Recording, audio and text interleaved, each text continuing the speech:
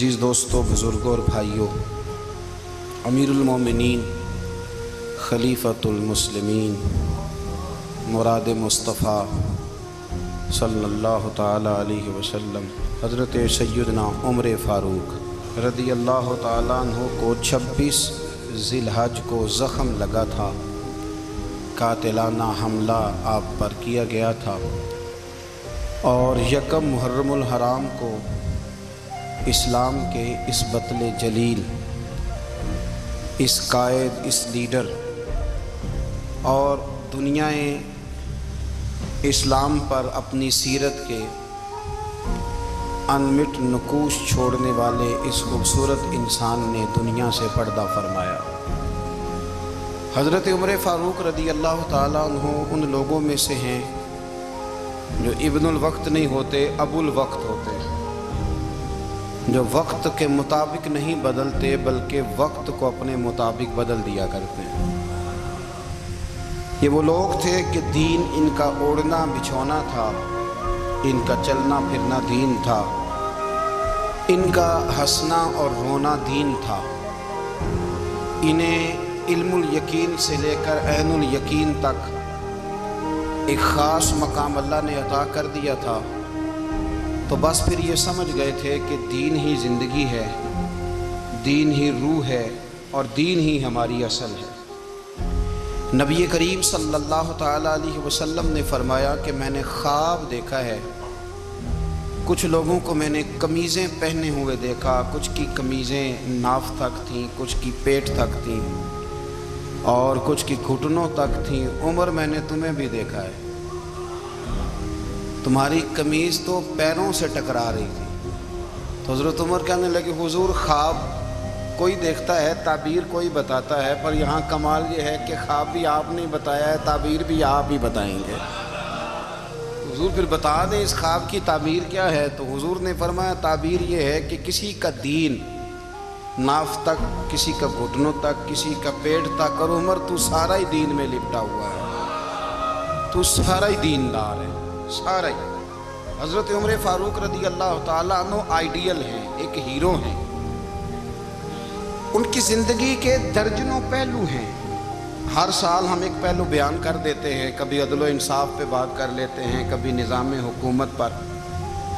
ان کی زندگی کا ایک پہلو آج بھی ہماری گفتگو کا عنوان رہے گا، پر حضرت عمر کا مرتبہ اور مقام یہ ہے کہ نبی کریم علیہ السلام نے فرمایا کہ جبریل امین 950 سال میرے عمر کی شان بیان کریں تو عمر کی شان ختم نہیں ہوتی۔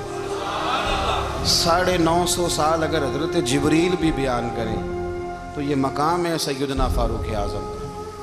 اللہ تبارک و تعالیٰ نے جس طرح سارے نبیوں میں شان حضور کو عطا فرمائی، اسی طرح تمام نبیوں کے حواریوں میں سب سے زیادہ شان حضور کے غلاموں کو عطا فرمائی۔ قرآن مجید میں اللہ کریم نے فرمایا، یا ایھا الذین آمنوا قوا انفسکم واہلیکم نارا، فرمایا اے ایمان والو خود بھی جہنم کی آگ سے بچو اور اپنے گھر والوں کو بھی دوزخ کی آگ سے بچاؤ۔ خود بھی بچو اور اپنے گھر والوں کو بھی، کس کو جی ہماری ساری نصیحتیں باہر والوں کے لیے۔ باہر ہمیں بہت بڑا لیکچر بھی دینا پڑے تو چلتا ہے، بہت بڑی داستان سرائی بھی کرنی پڑے تو چلتی ہے۔ سٹیٹس اور معیار یہ ہے کہ سارا کچھ باہر والوں کے لیے، اور گھر کے وہ پھول جن کی آبیاری بھی ہم نے کرنی تھی، کوئی جڑی بوٹیاں اگائیں تو وہ کاٹنی بھی ہم نے خود تھی، دھوپ اور چھاؤں کا خیال بھی ہم نے رکھنا تھا، وہاں ہماری نظر نہیں ہوتی۔ پڑوسی کے بچے کیا کر رہے ہیں یہ سارا پتہ ہوتا ہے، اور میرے گھر میں کیا گل کھل رہے ہیں اس کی مجھے خبر نہیں ہوتی۔ حضرت عمر فاروق نے جب یہ آیت نازل ہوئی تو فوراً عرض کیا، یا رسول اللہ صلی اللہ علیہ وسلم اس کا کیا مطلب ہے کہ خود بھی دوزخ کی آگ سے بچو اور اپنے گھر والوں کو بھی بچاؤ؟ تو نبی کریم علیہ السلام نے فرمایا، عمر اس کا مطلب یہ ہے کہ جن چیزوں کا اللہ رسول تمہیں حکم دیتے ہیں تم اپنے گھر والوں کو ان چیزوں کا حکم دو، اور جن چیزوں سے اللہ رسول تمہیں منع کرتے ہیں تم اپنے گھر والوں کو بھی ان چیزوں سے منع کرو۔ حضرت عمر فاروق کی زندگی میں جو چیز آپ کو بہت زیادہ ملے گی نا، وہ یہ ہے کہ آپ نے جتنا کڑا احتساب محاسبہ باہر والوں کا کیا ہے نا، اس سے زیادہ بڑھ کے اپنا اور اپنے گھر والوں کا کیا ہے۔ یہ بڑا عجیب معاملہ ہے کہ ہم جتنے لوگ ہیں ہمارا معیار یہ ہے کہ سامنے والا غلط ہے اور میں ٹھیک، یعنی دوسرے کا بچہ گلی میں نظر آ جائے تو اس کی غلطیاں نکلنی شروع ہو جائیں گی، اور میرا بچہ سارا شہر گھوم آئے ایک ٹائر پہ موٹر سائیکل پہ، تو ہم کہتے ہیں کہ ابھی بچہ ہے، انشاءاللہ سیانا ہو جائے گا۔ اگر ابا جی آج تک سیانے نہیں ہوئے کہ اس کو سمجھا لیں، پھر بیٹے کا سیانا ہونا تو ہو سکتا ہے کہ وہ 60-70 سال لگ ہی جائیں۔ گھر کے اندر جب تک توجہ نہیں ہوتی، اور سب سے پہلے جب تک اپنی ذات پر توجہ نہیں ہوتی، تو والد کا جب تک کردار بچے نہیں دیکھتے جب تک، اتنی دیر تک ان کا تبدیل ہونا ممکن نہیں ہوتا۔ حضرت عمر فاروق رضی اللہ تعالیٰ عنہ باہر والوں کا بھی بڑا سخت حساب کرتے تھے۔ بڑا ایک گورنر صاحب نے لباس بڑا شاندار پہننا شروع کر دیا تھا، تو حضرت عمر نے اتروا کے نا تو انہیں ٹاٹ کا لباس پہنا کے تو اونٹ چرانے کی ڈیوٹی دے دی تھی۔ اتنا سخت احتساب کرتے۔ کسائی کی دکان پر بھی 1-2 گھنٹے کھڑے ہوتے تھے۔ جو آدمی مسلسل 2 دن گوشت خریدتا تھا نا، فرماتے تھے اس کا ٹیکس بڑھا دو، لوگوں کو دال نہیں مل رہی اور یہ روز گوشت کھاتا ہے۔ حضرت فاروق اعظم، اس کو جزیہ کہا جاتا تھا، یا کچھ اور معاملات ہوتے تو بڑھا دیتے تھے۔ مسلسل جو 2 دن آدمی گوشت کھاتا تھا، فرماتے تھے مدینے میں غربت ہے، اگر یہ والا نظام تم کرو گے تو غریب لوگ کس کی طرف دیکھیں گے۔ لیکن اس سے زیادہ بڑھ کر جو ان کی زندگی کا معیار اور سٹیٹس تھا وہ یہ تھا کہ اپنے گھر کا خاص خیال رکھتے، خاص توجہ کرتے۔ ملک شام سے اور ایران سے کچھ لوگ آپ کی خدمت میں آئے، تو وہاں سے کچھ کنیزیں بھی آئیں، ان کے بادشاہ پیغام لے کے۔ شاہ ایران کی کنیز کو ملکہ نے کہا کہ نا حضرت عمر کی زوجہ کو دیکھ کے آنا ذرا کس طرح کی ہے۔ ہمارے ملک میں کیا کہتے ہیں؟ خاتون اول، جی خاتون، باقی سارے دوؤں میں خاتون اول، ذرا خاتون اول کو دیکھ کے آنا۔ تو وہ جب آئی نا گھر میں ملنے، تو کہا کہ مجھے میری ملکہ نے کہا تھا کہ عمر کی زوجہ سے، اہلیہ سے ملاقات کر کے آنا۔ تو حضرت عمر کی اہلیہ نے نا ایک جوڑا کپڑوں کا دے دیا ملکہ کے لیے، اور ایک خوشبو کی شیشی دے دی۔ اب جب وہ تحفے وہاں بھیج گئے تو اس ملکہ نے نا کچھ سونے کا سامان بھیجا، کچھ زیورات بھیجے، کچھ تحائف بھیجے۔ جب حضرت عمر کے گھر آئے نا، وہ خادم لے کے آیا، اس نے کہا جی آپ کی اہلیہ نے تحفے بھیجے تھے، تو جواب میں شاہ ایران کی بیوی نے، یہاں جس ملک کا وہ سفیر تھا، انہوں نے بھی یہ بھیجے۔ تو حضرت عمر فاروق نا وہ تحفے لے کے گھر گئے، تو جا کے کہنے لگے اپنی اہلیہ سے، یہ تو کب سے تحفے تحائف بھیجنے لگ گئی ہے، یہ کب سے نظام شروع ہو گیا؟ تو کہ حضور تحفہ دینا لینا تو ٹھیک ہے، سنت ہے، محبت بڑھتی ہے، تو یہ کوئی قباحت نہیں، اور میں نے اپنی ذاتی استعمال کے لیے جو چیزیں رکھی تھی وہ میں نے دی ہیں۔ تو حضرت عمر فاروق رضی اللہ تعالیٰ عنہ فرمانے لگے ہم نے کسی ملک کے ساتھ اور اس کے بادشاہ کے ساتھ ذاتی تعلق نہیں بنانا، تعلق جو بھی بنے گا رسول اللہ کے دین کی برکت سے بنے گا، ذاتی رشتے نہیں ہم نے قائم کرنے۔ ذاتی آپ کے ملک کی جو ایئر لائن جس کا ہر سال خسارے کا ڈنڈورا پیٹا جاتا ہے نا، وہ ہمارے بادشاہ صاحب اور صدر صاحب اگر غیر ملکیوں کو گھوڑا کبھی بھیجنا ہو نا، گھوڑا، تو پورا ایک جہاز گھوڑا لے کے تحفے میں جاتا ہے، پورا جہاز غریب قوم کا یہ سرمایہ، اور قوم بڑی بادشاہ ہے، لائنوں میں لگ کے ووٹ دیتی ہے۔ 2 کام ہمیشہ لائن میں لگ کے کرنے، ایک بل لائن میں لگ کے جمع کرانا ہے، اور ایک ووٹ لائن میں لگ کے، تاکہ پھر پورے 5 سال لائن میں ہی لگے رہیں۔ مرضی سے آپ ووٹ دینا، پر جو بات درست ہے اس کو سنو۔ حضرت عمر فاروق رضی اللہ تعالیٰ عنہ نے اپنی اہلیہ سے پوچھا کتنے کا تھا وہ تیرا جوڑا اور خوشبو کی شیشی؟ انہوں نے کہا 3 دینار کی۔ فرمایا یہ 3 دینار تیرے، اور باقی جو تحفے آئے ہیں وہ تو خود کہہ، چونکہ اس نے تیرے نام بھیجے ہیں، تو کہہ کہ میں مال غنیمت میں دیتی ہوں، تو کہہ میں مسلمانوں کو کہہ۔ تو زوجہ ہنس پڑی، کہنے لگی میں نہ بھی کہوں تو مجھے کہنا تو پڑے گا ہی، کہنا تو میں نے ہے ہی، جو کہ سامنے عمر فاروق ہیں، لہذا فرمایا کہہ دیتی ہوں میں نے دیا خزانے کو۔ حضرت عمر نے جمع کرا لیا۔ بھائی یہ کیا بات ہے؟ میرے گھر والے جو مرضی کریں، ان کا معیار زندگی جس طرح کا مرضی ہو۔ اور حضرت عمر ایک جملہ کہا کرتے تھے، اللہ کرے کہ یہ باتیں اس دور حاضر میں ہماری سمجھ میں آئیں، حضرت عمر فاروق رضی اللہ تعالیٰ عنہ اپنے بچوں کو فرمایا کرتے تھے کہ بہت آدمی کو بھوک لگی ہو نا اور پھر اس کی پسند کا کھانا پکا ہو، جتنے شوق سے وہ اس کھانے کو دیکھتا ہے نا، فرمایا اس طرح پوری قوم اپنے بادشاہوں کے خاندان کو دیکھتی ہے، اس تیزی کے ساتھ دیکھتے ہیں کہ ان کے گھر میں کیا ہو رہا ہے، ان کا معیار زندگی کیا ہے، ان کا سٹیٹس کیا ہے۔ سیدنا فاروق اعظم رضی اللہ تعالیٰ عنہ نے اپنے گھر کے اندر اپنے بچوں، آپ کے بچے دونوں کاروبار کے لیے مصر گئے تو وہاں کے گورنر صاحب نے لوگوں سے، ایک بہت بڑا قافلہ گیا مدینے سے مصر تجارت کے لیے، جاتے ہیں نا آج بھی قافلے کئی ملکوں میں، تو یہ گئے تجارت کے لیے، تو حضرت عبداللہ ابن عمر، حضرت عبید اللہ ابن عمر، حضرت عمر کے دونوں بیٹے گئے، جناب عمر فاروق کے بچے جب وہاں پہنچے تو مصر کے گورنر نے نا لوگوں کو تعارف کرایا کہ یہ عمر فاروق کے بیٹے ہیں، یہ حضرت ہے، یہ چودھری کے بیٹے کو کون بتاتا ہے کہ تو چودھری کا بیٹا ہے؟ باہر والے بتاتے ہیں، گھر والے جی، اور سیٹھ صاحب کے بیٹے کو کون بتاتا ہے کہ تو سیٹھ صاحب کا بیٹا ہے؟ اور مالک کو کون بتاتا ہے کہ تو مالک کا بیٹا ہے اور یہ کرایہ دار ہے؟ یہ کون بتاتا ہے؟ یہ سوچ ہم دیتے ہیں بچوں کو، چودھری اور کمی کی سوچ، امیر اور غریب کی سوچ، مالک اور کرایہ دار کی سوچ، گھر کے مالک کی اور کام کرنے والے کی سوچ، یہ ہم دیتے ہیں، یاد رکھنا، یہ ہم دیتے ہیں، یہ ہمارا مزاج ہے، یہ باہر سے نہیں آتی۔ تو کوئی شہزادہ ہے، تو سیٹھ ہے، تو نواب ہے، یہ سوچ باہر سے نہیں آتی، یہ اماں سوچ دیتی ہے، اماں، یہ ابا سوچ دیتا ہے، اور پھر جب تباہی اترتی ہے تو اس کے ذمہ دار بھی باہر والے نہیں ہوتے، گھر والے ہوتے ہیں، گھر والے۔ ہمارے بچوں کی طبیعتوں پر زیادہ نقش باہر والوں کا نہیں ہوتا، گھر والوں کا ہوتا ہے، یاد رکھیے گا۔ حضرت عمر فاروق رضی اللہ، بچے ہیں، شہزادے ہیں، وہ کاروبار کرنے گئے اور وہاں لوگوں نے بتایا گورنر صاحب نے کہ یہ فاروق اعظم کے بچے، امیر المومنین کے۔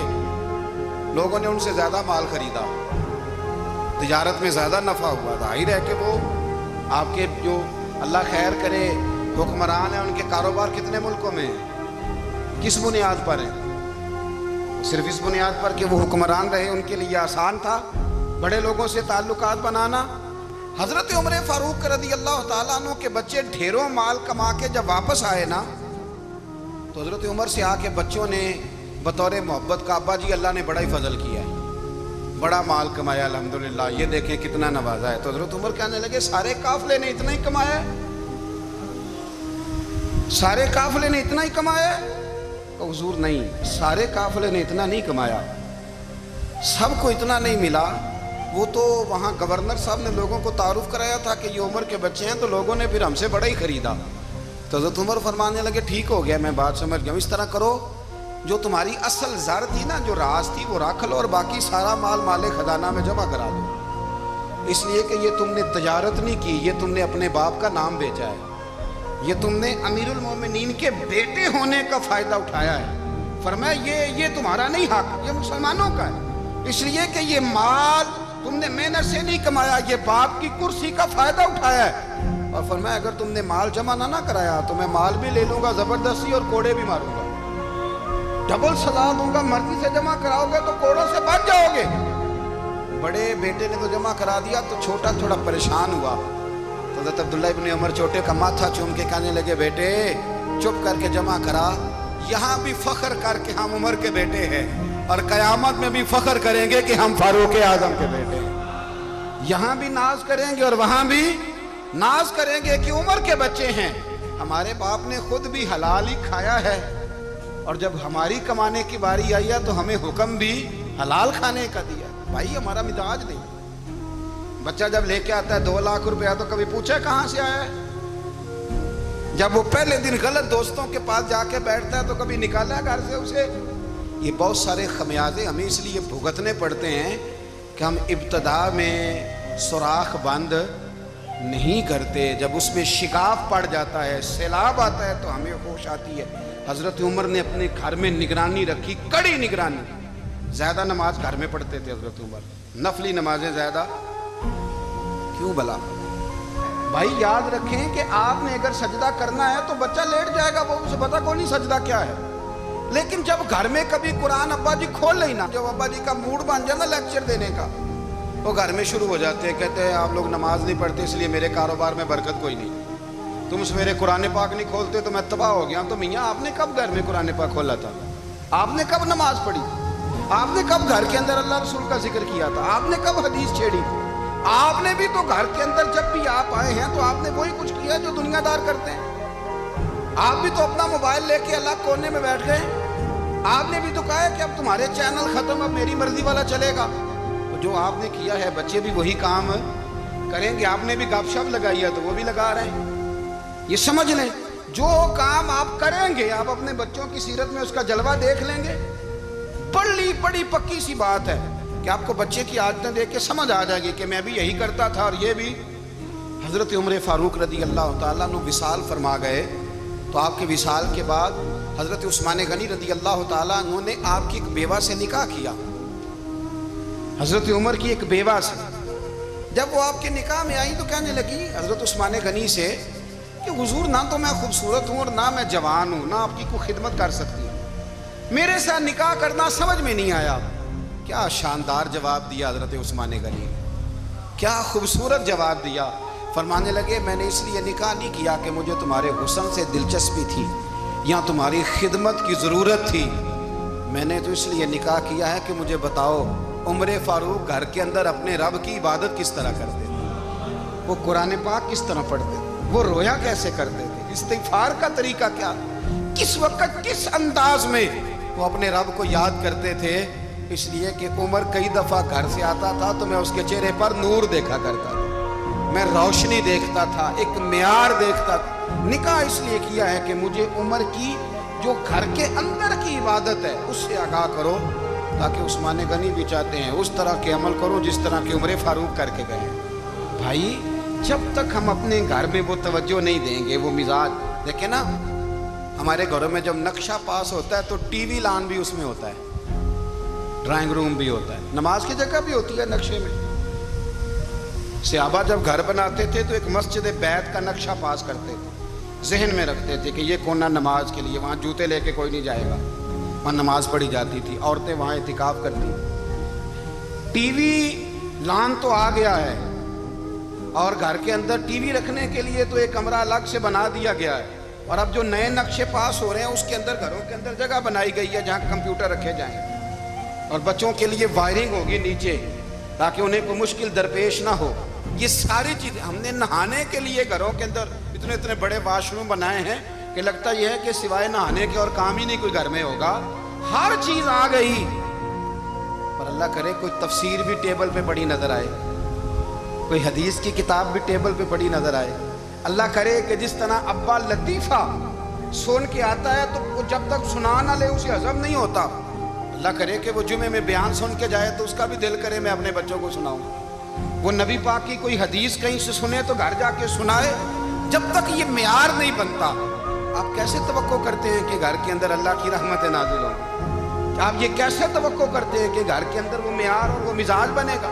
حضرت عمر فاروق نے ذاتی زندگی پر جو توجہ دی، گھر والوں کے معیار پر جو توجہ دی حضرت عمر فاروق رضی اللہ تعالیٰ عنہ نے، وہ بھی بڑی دیدنی ہے۔ حضرت ابو موسیٰ اشعری کو نا آپ نے وزیر خزانہ بنایا، وزیر خزانہ۔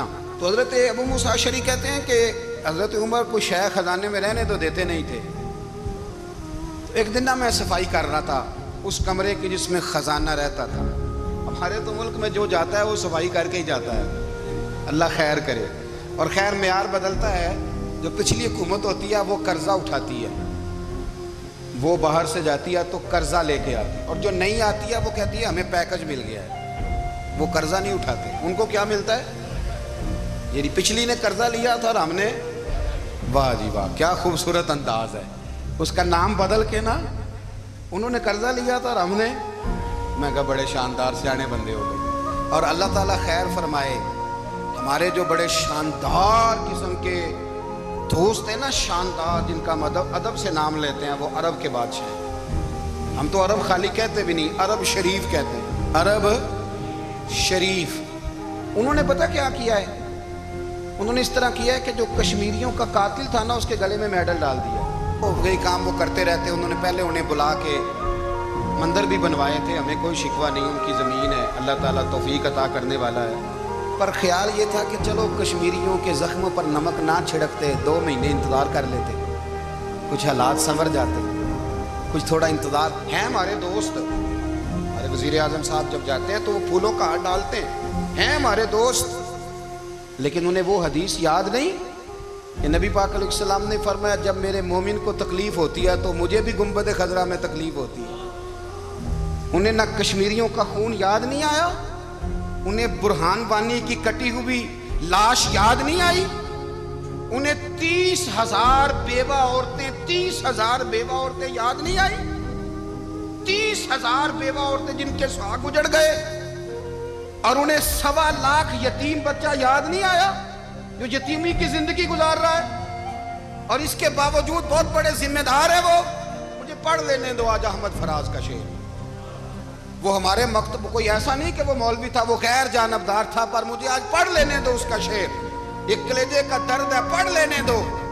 उसने कहा था कि पढ़ता हूं तो कहती है ये खालिक की किताब है, मिस्ले यहूदी ये सऊदी भी अजाब, उस कौम के बारे में क्या लिखूं फराज, काबे की कमाई से जो पीते हैं शराब, काबे की कमाई से जो पीते हैं शराब, उस कौम के बारे में क्या लिखूं फराज। काबे की कमाई से जो पीते हैं शराब, में ख्याल नहीं आया तुम्हारा सिर्फ दीन ये है कि कब्रें गिरा दो, मज़ारात गिरा दो, फकत ये दीन है। कोई नबी पाक के रोजे की तरफ मुंह करे तो उसे मुशरिक कहो, ये दीन है। इसका नाम मजहब रखा है तुमने। मजहब तो इसका नाम है कि जो रसूलुल्लाह का नाम लेने वाला है वो हमारा यार है, और जो नबी पाक का नाम लेने वाला नहीं, हमारा उससे कोई ताल्लुक, ये दीन है। हजरत उमर फारूक की सीरत सुना रहा हूं, हजरत उमर की। हजरत अबू मूसा अशरी ने एक ईसाई को मुंशी रखा था, अकाउंट ऑफिसर हजरत अबू मूसा अशरी ने। तो हजरत उमर फारूक बोल पड़े, कहने लगे तुम्हें मुसलमान कोई नहीं मिला था, कलमा गो नहीं तुम्हें नजर आए, कश्मीरियों की लाशें नजर नहीं आती, उनका खून बह रहा है, तबाही उतर रही है, और तुम कातिल को गोल्ड मेडल पहना रहे हो। और याद रखना, जब मुसलमानों की बच्चियां रौंदी जाती हो ना, तो फिर इस्लाम अमन का दर्स नहीं देता, फिर इस्लाम जिहाद की बात करता है, फिर इस्लाम जिहाद की बात करता है, जिहाद की। वो कौमें गैरतमंद नहीं होती कि जिनके घरों में आग लगी हो और वो गैरों को हाथ पहनाती फिरे। अल्लाह का कुछ खौफ करो, जिंदगी मुख्तसर है। दुबई में कितने रहे और कितने चले गए, खुदा रहा कुछ। खुदा तुमसे अच्छे तो वो न्यूयॉर्क के राइटर है जो कम से कम अपने कालमों में कश्मीर की बात करते हैं। तुमसे अच्छा बरतानिया का वो शख्स है जो कम से कम BBC लंदन पे रिपोर्ट जारी करता है तो कहता है कश्मीर पे जुल्म हो रहा है। तुमसे तो वो अच्छे रह गए। तुमने बात करना तो दूर की बात, तुमने दुश्मनों के गले में हार पहनाने शुरू कर दिए। कल जब पूछेंगे बुला के तुमको अपने सामने, क्या जवाब जुर्म दोगे तुम खुदा के सामने। बड़ी तकलीफ हुई, बड़ी तकलीफ हुई। वो ना मंसूर हल्लाज को फांसी दी जा रही थी, तो हज़रत जुनैद बगदादी भी आके देखने लगे। तो मंसूर हल्लाज कहने लगे, बाबा सारा जमाना देखे पर तू तो ना देख, सारा जमाना तमाशा देखे इन्हें तो पता कोई नहीं ना, तो तू तो ना देख। अरब शरीफ वालों, ट्रंप उसे इनाम देता तो तकलीफ कोई नहीं थी, मलका विक्टोरिया उसे इनाम देती तो तकलीफ कोई नहीं थी, पर तुम तो ना ऐसा करते। तुम तो अपने थे, तुम तो कलमा गो थे, तुम तो ये जुल्म ना करते, तुम तो ये हरकत ना करते। मैं कहता हूं ठहर ही जाते, जाना नहीं दुनिया से, अल्लाह के हुजूर हाजिर नहीं होना। जब रसूलुल्लाह कब्र में आएंगे तो क्या जवाब दोगे। खुदारा हुजूर ने फरमाया था, गुनाह रोक नहीं सकते तो दिल में ही बुरा जान लो। ज़ालिका दाफुल ईमान, ये कमजोर ईमान है, कम से कम इतनी हद तक तो आ जाओ, दुश्मन से गले तो ना मिलो।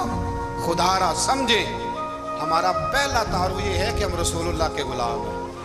इकबाल ने कहा था, वतन का बुत ना बनाना, वतन को बुत ना बनाना।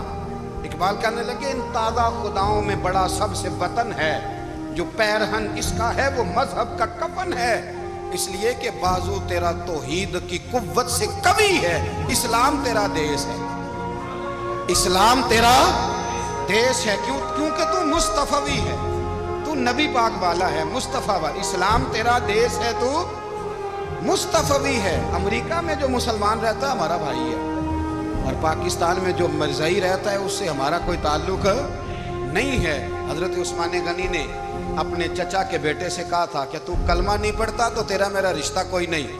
بلال حبش سے آیا ہے پر میرے نبی کا غلام ہے تو سگے بھائیوں سے بھی آگے ہے. ہزاروں قومیں وجود میں آئیں دہر میں خوش کو تر کے رشتے سے، پر ہم نے بنیاد دوستی رکھی یاد خیر البشر کے رشتے سے. اپنی ملت پر قیاس اقوام مغرب سے نہ کر، خاص ہے ترکیب میں قوم رسول ہاشم. کچھ خیال کرے، پہلا تعارف دین ہے، اگر دین نہیں تو پھر کسی وطن کی کوئی ضرورت. اس لیے کہ پاکستان کا تصور اقبال نے پیش کیا نا، تو اقبال کہنے لگے ان تازہ خداؤں میں بڑا سب سے وطن ہے جس کو تم بت بنا کے پوجتے ہو. ہمارا وطن تو ہمیں جان سے زیادہ پیارا ہے، پر پہلے پاکستان نہیں، پہلے اسلام. پہلے اسلام تیرا دیش ہے، تو مصطفی ہے. تو آمدام برسر مطلب حضرت عمر فاروق رضی اللہ تعالی عنہ. حضرت سیدنا ابو موسیٰ اشعری کہتے ہیں کہ میں نے نا صفائی کی، مال غنیمت کی میں نے صفائی کی، تو ایک دینار مجھے نا کہیں پڑا ہوا مل گیا. تو فرماتے ہمیں اجازت ہوتی تھی کہ ایک آدھ دینار ہم اپنی مرضی سے کہیں خرچ کر سکتے تھے. اگر آپ ناراض نہ ہوں تو ہمارے ہاں جب چیئرمین صاحب ناظم صاحب ٹھیکے دیتے ہیں تو ٹھیکیدار ان کا چھوٹا بھائی ہوتا ہے، یا چچا کا بیٹا ہوتا ہے، یا خالہ کا بیٹا ہوتا ہے. وہ خود ناظم ہوتے ہیں اور ان کا چھوٹا بھائی ٹھیکیدار ہوتا ہے. یعنی وہ نا سارا کچھ گھر کے اندر ہی رہتا ہے. گھر کے اندر ایک پیسہ دیتا ہے، دوسرا واپس اس کو واپس کر دیتا ہے، گھر کے اندر ہی. اب تو خیر ہمارے لوگ سمجھدار ہو گئے، ایک بندہ ایک سیاسی جماعت میں ہوتا ہے، دوسرا دوسری میں، اور تیسرا جس کی بھی حکومت آئی حکومت تو ہماری رہے گی نا، ایک بندہ تو ہے نا اس جماعت میں. یہ اچھا لوگوں نے ایک طریقہ نکالا ہے. تو حضرت عمر کے بیٹا گزر رہا تھا تو حضرت ابو موسیٰ اشعری کہتے ہیں میں نے صفائی کی تو ایک دینار نکلا، تو میں نے وہ ایک دینار نا حضرت عمر کے بیٹے کو دے دیا. میں نے کہا لو بیٹا اپنے چچا کی طرف سے تحفہ. تو گھر جا کے انہوں نے حضرت عمر کو بتایا کہ چچا نے پیسے دیے ہیں. چھوٹے بچے تھے. حضرت عمر نے حضرت ابو موسیٰ اشعری کو بلا لیا اور بلا کے فرمانے لگے میں تو تمہیں اپنا دوست جانتا تھا اور تو نے میری اولاد کو ہی دنیا دار بنانا شروع کر دیا، میرے بچوں کو ہی تم نے دنیا دار پیسوں پہ لگانا شروع کر دیا. میں تو تمہیں یار سمجھتا تھا. فرمایا تمہیں چاہیے تھا میرے بیٹے کو نصیحت کرتے کہ بیٹا پیسوں سے رب راضی نہیں ہوتا، اس کی رضا والے کام کیے جائیں تو رب راضی ہوتا ہے. اور فرمایا تمہیں کوئی اور گھر نہیں ملا تھا تباہ کرنے کے لیے، میرا ہی گھر ملا تھا. اٹھاؤ اپنا دینار اور خبردار آج کے بعد میرے بچوں کے ساتھ یہ والی نیکی نہ کرنا. اور ہمارا کیا سٹیٹس ہے؟ دوستی ہے ہی اس سے جو تحفے زیادہ دے، جو بچوں کو خراب کرنے میں مدد زیادہ کرے اس کے ساتھ گرا. حضرت عمر نے گھر پہ اور سب سے بڑھ کر اپنی ذات میں توجہ کی. حضرت ابو مالک رضی اللہ تعالیٰ عنہ کہتے ہیں میں عمر کے پیچھے پیچھے ایک باغ میں گیا، اکثر اس باغ میں جایا کرتے تھے. اور عمر جا کے نا تو درخت کے نیچے بیٹھ گئے اور فرمانے لگے او امیر المومنین اللہ سے ڈر جا، ورنہ جس رب نے حکومت دی ہے وہ عذاب بھی بڑا دے گا. ڈر جا رب سے. کبھی ساری زندگی حضرت عمر نے اپنا کوئی تعارف نہیں کرایا، کبھی نہیں. ایک بندے نے آپ کے سامنے تعریف کر دی آپ کی تو فرمانے لگے تو خود بھی ہلاک ہوا اور مجھے بھی ہلاک کر دیا، کیا ضرورت پڑی ہے میری تعریفیں کرنے کی؟ اتنی دیر میری تعریف میں لگائی. اللہ کا ذکر کرتا رب تجھے ثواب دیتا، حضور پہ درود پڑھتا تو رب تیرے اوپر رحمتیں نازل کرتا. کس چکر میں ہے؟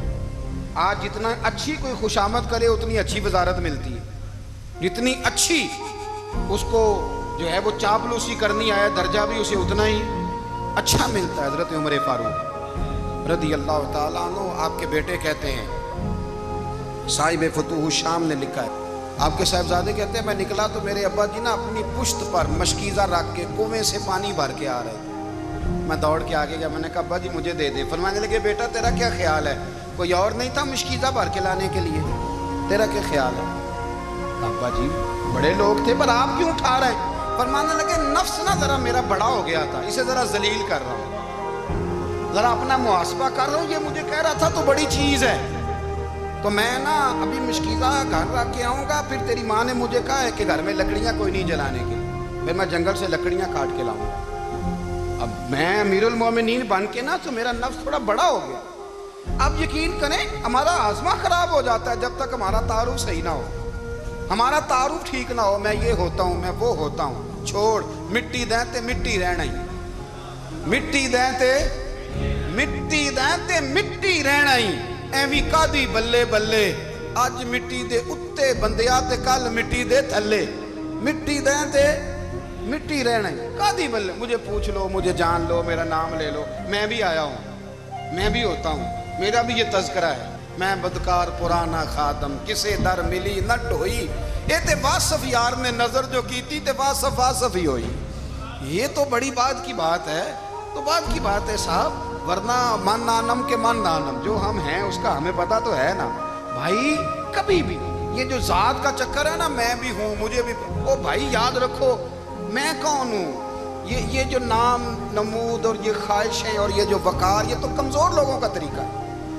जिसको अपना तारुफ कराना पड़ गया उससे भी ज़्यादा कमज़ोर कोई है फोटो में दिखाता फिरता है फलाने के साथ फोटो फलाने तो कमज़ोर बंदे ये काम करते हज़रत उमर फारूक अल्लाह अकबर हज़रत उमर जैसा बंदा 24 लाख मुरब्बा मील का हुक्मरान और शाह रूम को खत लिख के कहता है मैं मिन्नत नहीं करता मैं हुक्म देता हूँ ना तगड़ा बंदा जंगे कादसिया के लिए हजरत साद बिन नबी वकास को भेजा फतुह शाम पढ़ के देखे हजरत उमर बड़े परेशान हैं इतने दिन हो गए कोई रिपोर्ट ही नहीं आई अब तो मोबाइल है ना एक एक मिनट की रिपोर्ट लें आप बल्कि आप एक मिनट की फ़ोटो लें आप रिपोर्ट तो दूर रह गई हज़रत उमर फारूक रज़ी अल्लाह ताला अन्हु बड़े परेशान है कि कादसिया में हज़रत साद बिन नबी वकास के साथ लोग जिहाद करने गए रिपोर्ट कोई नहीं आ रही इतने परेशान थे कि बाहर निकल के ना उस रास्ते पे बैठ जाते जो रास्ता कादसिया की तरफ से आता था उस जो भी आता जाता पूछते जंग के क्या हालात हैं उधर जब अल्लाह ने फतह दे दी ना तो हज़रत साद बिन नबी वकास रज़ी अल्लाह ताला अन्हु ने ना एक कासिद को खत दे के भेजा कहने लगे उमर के पास जाओ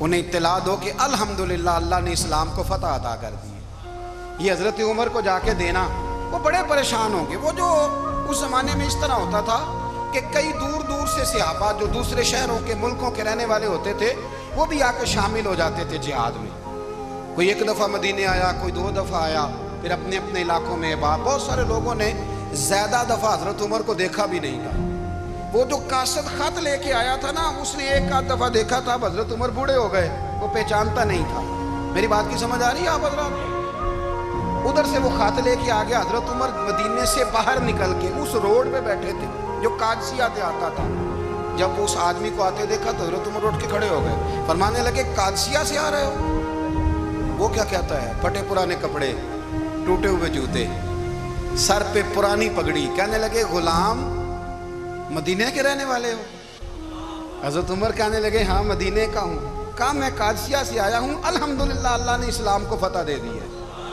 अल्हम्दुलिल्लाह कुफर की कमर टूट गई है उसने ये बात करके तो घोड़े को एड़ी लगाई घोड़ा दौड़ने लगा मदीने के हज़रत उमर भी साथ साथ दौड़ रहे हैं फरमाने लगे अच्छा बताओ खालिद बिन वलीद का क्या हाल है थोड़ा आगे जाके फरमाने लगे उसामा बिन ज़ैद कैसे है वो कहते ठीक है फिर उसने और घोड़ा उमर साथ साथ दौड़ रहे हैं साथ साथ 24 लाख मुरब्बा मील का हुक्मरान एक जूता पैर से निकल गया उमर दौड़ रहे हैं आगे जाके पूछते हैं साद बिन नबी वकास का क्या हाल है तो हुजूर वो भी ठीक है कितने लोग मेरे शहीद हो गए मुसलमानों में से कहने लगा सही गिनती का नहीं पता ये लफ्ज अदा होते होते मदीने की सरहद आ गई लोगों ने उमर को घोड़े के साथ दौड़ते देखा तो कहा अमीरुल मोमिनीन क्यों दौड़ रहे हैं वो गुलाम छलांग लगा के नीचे आया कदमों में बैठ गया कहने लगा हुजूर आपने बताया ही नहीं आप अमीरुल मोमिनीन है आप फरमाने लगे क्या बताता मैं तो ऊंट चराने वाले का पुत्र हूं क्या बताता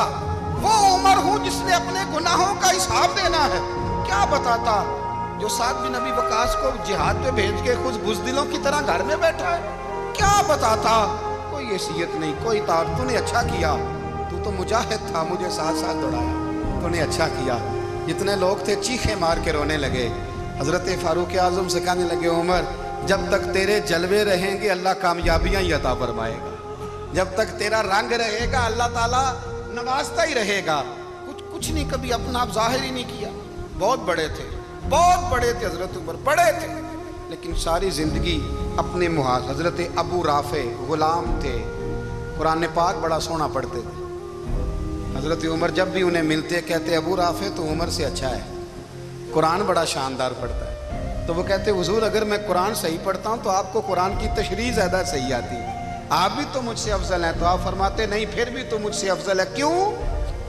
इसलिए कि तू अपने गुलाम, अपने आका की नौकरी भी ठीक करता है और रब की इबादत भी ठीक करता है, और मुझे खाली सिर्फ इबादत करनी होती है, वो भी ठीक नहीं कर पाता। सारी जिंदगी अपना मुहासबा, सारी जिंदगी अपने गिरेबान में देखा, सारी जिंदगी अपने आप को परखा, अपने आप को टटोला। 62 साल उम्र बीत गई।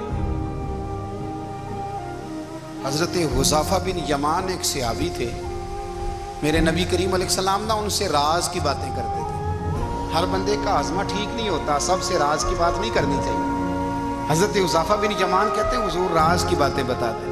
मदीना मुनव्वरा में जो मुनाफिकीन थे उनकी लिस्ट भी नबी पाक ने हजरत हुज़ैफा बिन यमान को दी थी। जब कोई मशकूक आदमी मर जाता ना तो सहाबा कहते हम देखते अगर हजरत हुज़ैफा ने जनाजा पढ़ा है तो हम भी जनाजा पढ़ लेते। नबी पाक ने भी कुछ जनाजे नहीं पढ़े। तिरमिजी में है, फरमाया उस्मान से जो बुग़्ज़ रखे उसका जनाजा नहीं पढ़ेंगे। हजरत हुज़ैफा बिन यमान अगर जनाजा पढ़ते तो लोग पढ़ते, वो ना पढ़ते तो लोग जनाजा ना पढ़ते। हजरत हुज़ैफा बिन यमान कहते हैं जनाब उमर फारूक की खिलाफत के आखिरी अय्याम थे, कुछ दिनों के बाद वो शहीद हो गए। फरमाते हैं आधी रात का वक्त था, मैं घर में सोया था बड़ा बेफिक्र, अचानक मेरे दरवाजे पे दस्तक हुई, मैं घबरा के उठा, इतनी रात को कौन आया?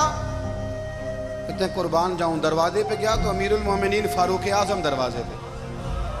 मैंने कहा उमर कोई हुक्म था तो मुझे बुला लेते। कहने लगे मैं ना अमीर बन के नहीं आया, तेरा वीर बन के आया हूं। अमीरुल मोमिनीन की हैसियत से सरकारी काम से बुलाता तो वहां बुलाता, मुझे एक जाती काम पड़ गया। कहते मैंने उमर को घर के अंदर बुला के चारपाई पे बिठाया, मैंने कहा हुजूर मैं गरीब आदमी, मैं क्या आपके काम आ सकता हूं? तो कहते उन्होंने ना मुझे साथ बिठा लिया, फिर मेरा हाथ पकड़ लिया। कहने लगे तू उमर को जानता है? उमर झूठ नहीं बोलता। तू जानता है? उमर वादों का पक्का है। कहा हुजूर जानता हूं। कहा मैं उस वक्त आया हूं जब देख भी कोई नहीं रहा। हजरत हुज़ैफा बिन यमान कहते हैं परेशान हो गया, हुजूर पहेलियां ना बुझवाए, मेहरबानी कर बताएं किधर आए हैं। हजरत उमर फारूक फरमाने लगे 62 साल का हो गया हूँ, 63 में चल रहा है, दाढ़ी सफेद हो गई है, फल पक गया, उठ फरीदा सुत्या, दाढ़ी आ गई पूर, अग्गा नेड़े आ गई, पिछा रह गई दूर। अपना अब कब्र अशर का मामला साफ नजर आने लगा है। कहा हुजूर मुझसे क्या चाहते हैं? हजरत उमर रो पड़े, कहने लगे आज मैं इशा के बाद निकला हूं तो नबी पाक के सहाबा मुझे नेक कह रहे थे, फिर मैंने बच्चों की माँ से और बच्चों से भी पूछा है, वो भी मुझसे राजी हैं। पर हुज़ैफा तेरे साथ नबी पाक राज की बातें करते थे, सच बता कहीं उमर का नाम मुनाफिकों में शामिल तो नहीं? सच बता उन मुनाफिकीन में तो शामिल नहीं, कहीं ऊपर ऊपर से तो नहीं सारा कुछ? हजरत हुज़ैफा बिन यमान कहते हैं मैं बाप के मरने पे इतना नहीं रोया जितना उमर के सवाल पे रोया।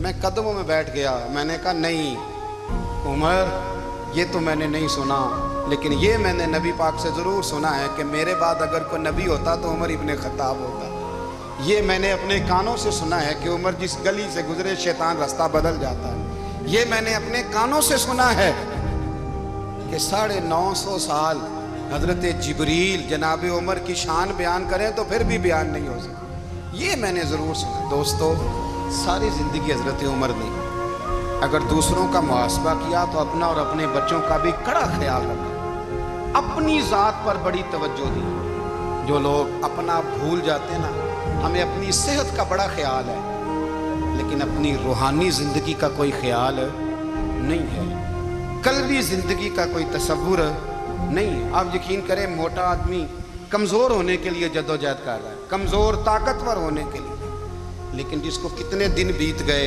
अल्लाह रसूल की याद में रोया ही नहीं, कितने दिन बीत गए ना सुनने को दिल ही नहीं चाहा, जिसे महीनों बीत गए और कुरान पाक की तरफ नज़र ही नहीं गई, वो फिक्रमंद ही नहीं। ज़िंदगी जिंदा दिली का नाम है, मुर्दा दिल क्या खाक जिया करते हैं। भाई हज़रत उमर की ज़िंदगी दौरे हाज़र में हमें ये सबक देती है कि कड़ी निगरानी रखो अपने पौधों की, कड़ा ख्याल रखो अपने ज़ाती बाग का, और ये जो तुम्हारे दिल की दुनिया है, ये तुम्हारी रूह की ज़िंदगी है, इसका मुहासबा करते रहो। नबी करीम अलैहिस्सलाम ने फरमाया अपना हिसाब खुद कर लो कबल इसके कि तुम्हारा हिसाब किया जाए। अपना हिसाब बोलिए, अपना हिसाब ہم ساری دنیا کا حساب کرتے پھرتے ہیں، کوئی کہاں سے کماتا ہے کہاں کھاتا ہے، پر اپنا حساب حضور نے فرمایا حساب کر لو قبل اس سے کہ تمہارا حساب، مولا علی فرماتے ہیں نماز پڑھ لو قبل اس کے کہ تمہاری نماز پڑھی جائے، نماز پڑھ لو قبل اس کے کہ تمہاری، اپنا محاسبہ کریں، تھوڑا سا نا اوپر دائیں بائیں دیکھنے کی بجائے تھوڑی سی گردن جھکا کے نا، درویش کہتے ہیں برے بندے نو میں لبن ٹریا تے جگ تے ملیا نہ کوئی، اپنے اندر چاہتی پائی تے میتھوں برا نہ کوئی، تھوڑی سی نا تھوڑی سی اپنی طرف توجہ دے، ہم نا بے چین وقت گزار رہے ہیں، بے قرار ہیں، بے سکون ہیں، سبب یہ ہے کہ ہم نے نا اپنا حساب کرنا چھوڑ دیا ہے۔ حساب کرو گے، بے حساب تو بندہ روٹی کھا لے تو بیمار ہو جاتا ہے، اور اگر زندگی بے حساب گزرے، گناہوں کا حساب ہی نہ کیا جائے، تقوی کی طرف توجہ ہی نہ کی جائے، تو پھر زندگی دشوار ہو جاتی ہے۔ اور اللہ پوری امت مسلمہ کو ایک حضرت عمر فاروق رضی اللہ تعالیٰ عنہ کے طریقے پر چلنے والا لیڈر عطا فرما، ہمیشہ مدحت خیر الانام میں گزرے، دعا ہے یہ عمر درود